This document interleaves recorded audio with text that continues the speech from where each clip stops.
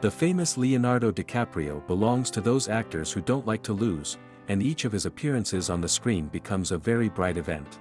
I think it will continue like this. I don't really remember any movie with Leo ending in failure, but let's not talk about that now. Let me tell you how it all began. Leonardo DiCaprio was born in Los Angeles in 1974. His parents named him after the legendary Italian artist Leonardo da Vinci, not because they were big fans of his work. Just during a walk through the Uffizi Gallery in Florence, the baby pushed very hard in his mother's stomach, right next to da Vinci's painting. So it was decided to name the baby Leonardo. When Leo turned 1 year old, his parents divorced, and as a result, the son stayed with his mother. The family lived modestly, but thanks to Leo, who started acting in various commercials from an early age, the financial situation in the family began to improve noticeably. When I started acting in commercials, everyone started saying, "Hey, you're the same kid who constantly blows bubbles from chewing gum." That was my most famous commercial, recalls DiCaprio over time. Eventually, Leo was noticed and offered a role in the Growing Pains series in 1989, and thanks to this series, DiCaprio made it to television. Later, the guy appeared in the famous Santa Barbara series, where he played Mason Capwell, a teenage alcoholic. His first serious role was in the movie This Boy's Life, with Robert De Niro in the lead role. And later, in 1993, he played in the drama What's Eating Gilbert Grape with Johnny Depp. In this film, he played an intellectually disabled boy, Gilbert's brother, a role played by Johnny Depp. The film was successful with critics, and for the role of a mentally challenged child, Leo was nominated for a Golden Globe and an Oscar for the first time. I think this is one of his best roles, and the film itself is magnificent and meaningful, so I highly recommend it to those who haven't seen it. The actor later admitted that the role of a developmentally delayed boy in the film, What's Eating Gilbert Grape, was the most interesting thing he had done in his entire life. The year 1996 brought Leonardo colossal success in the film Romeo and Juliet.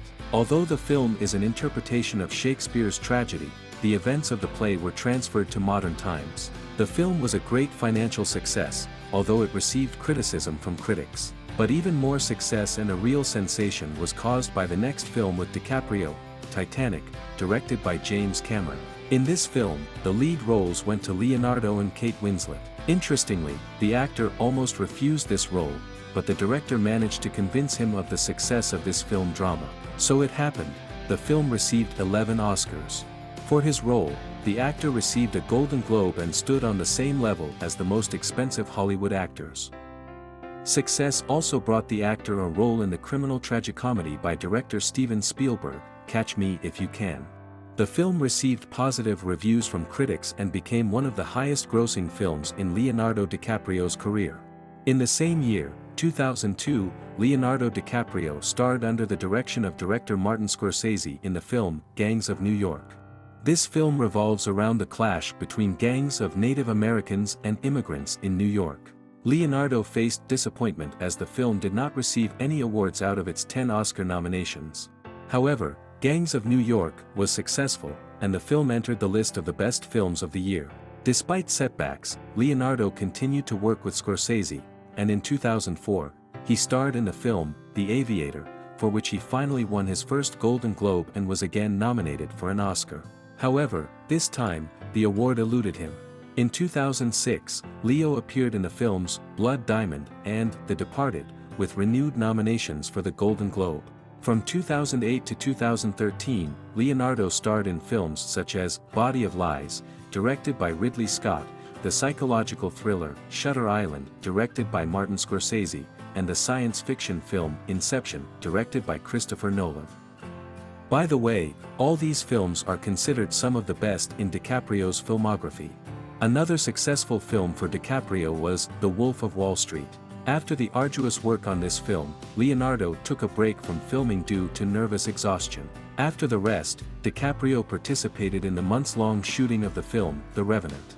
According to critics, with this role, Leonardo DiCaprio was once again expected to contend for an Oscar at the 2015 Academy Awards. The hysteria surrounding DiCaprio's unrewarded performance reached its peak in global and Russian media. Much was written about whether DiCaprio would finally receive the award that had eluded him so many times. Leonardo DiCaprio was nominated for the Best Actor award. He even asked his agent to ensure that journalists did not ask him questions about the possibility of winning an Oscar. Eventually, The Revenant brought DiCaprio the long-awaited Oscar for Best Actor. The audience stood, applauding the famous actor. From the stage of the Dolby Theater in Los Angeles, Leonardo DiCaprio thanked his family for their support and urged to protect the environment. Leo also received a series of other awards for this role, including another Golden Globe and a BAFTA award. Earlier, the British Academy of Television and Film Arts recognized the film, The Revenant, as the best film of 2015. Leonardo DiCaprio also received the Critics' Choice Award for Best Actor. But this story didn't end with winning an Oscar. Leonardo DiCaprio celebrated his Oscar win so well that he forgot his long-awaited trophy in the restaurant. However, the statuette was not stolen. In 2018, it became known that Leonardo would play the role of Ulysses S. Grant, the President of the United States, in Steven Spielberg's new film. Cinema News wrote that it would be a biographical film about the head of the USA who led the country from 1869 to 1877.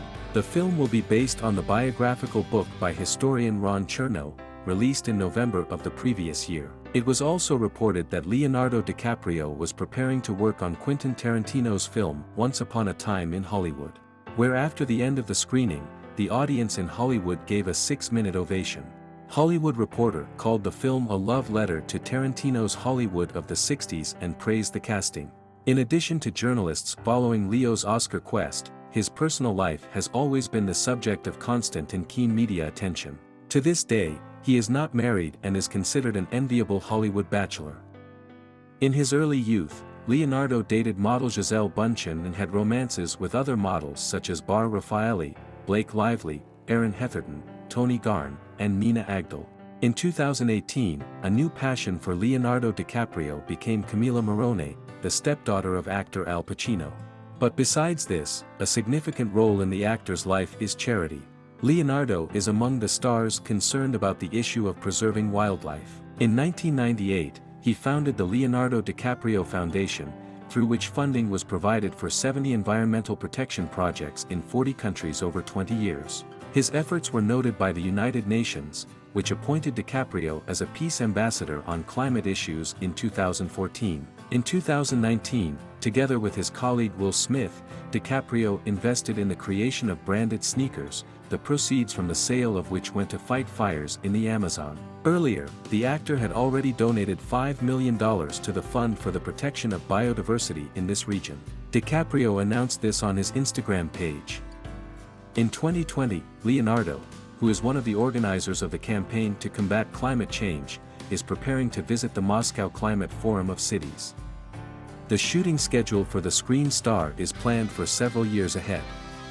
Currently, the artist is preparing to portray the image of the American president in the biographical drama, Roosevelt, and will also star in the thriller, Moonflower Killers.